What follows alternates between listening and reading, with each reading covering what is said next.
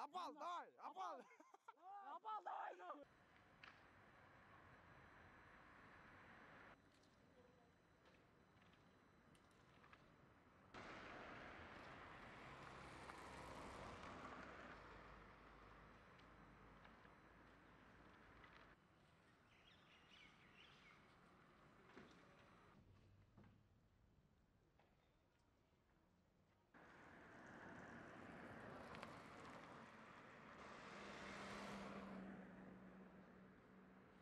Аталған факты бойынша топталған материал Ақсай райондық ішкі іштер бөлімінің қылмыштардың жана жоруктардын бирдиктүү реестринде Кыргыз Республикасынын жаздык кодексинин 266 беренеси ээн баштык менен катталып, учурда сотко чейинки өндүрүш иши ачылган.